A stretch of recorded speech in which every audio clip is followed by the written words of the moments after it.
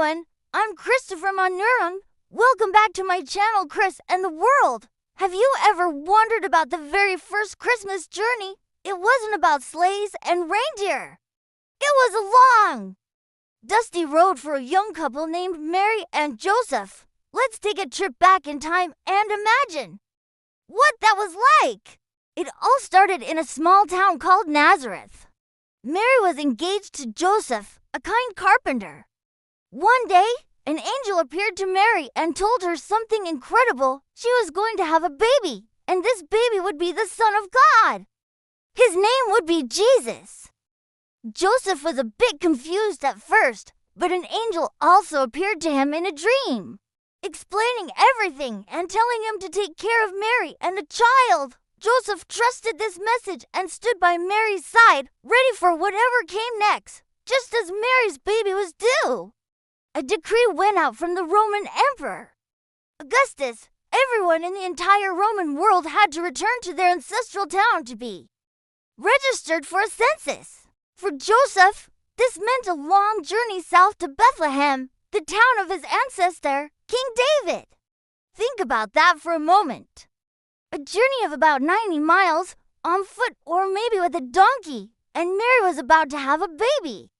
It must have been a tough, tiring trip, filled with uncertainty.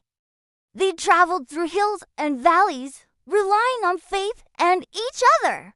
When they finally arrived in Bethlehem, the town was overflowing with people who had come for the same reason. They went from inn to inn, looking for a place to stay, but every single one was full. There was no room for them anywhere. Can you imagine the worry and exhaustion they must have felt?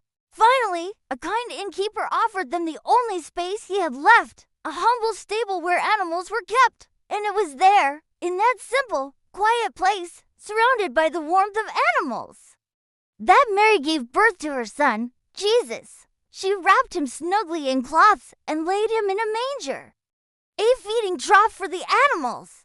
This wasn't the grand arrival many might have expected for a king, but it was perfect in its own way. That night, nearby shepherds were startled by an angel who announced the good news of a Savior's birth. An entire choir of angels then filled the sky, singing praises. The shepherds hurried to the stable to see the newborn baby, just as the angel had said. A new star also appeared in the sky, a beacon of hope that guided wise men from far-off eastern lands. They followed it all the way to Bethlehem to worship the new king and offer him precious gifts. The story of their journey doesn't end there, though. Soon after, King Herod, the ruler of the area, heard about the birth of a new king and felt threatened. An angel warned Joseph in another dream to flee, telling him to take Mary and Jesus to Egypt to keep them safe. So, once again, the young family packed up and embarked on another long, difficult journey, becoming refugees in a foreign land.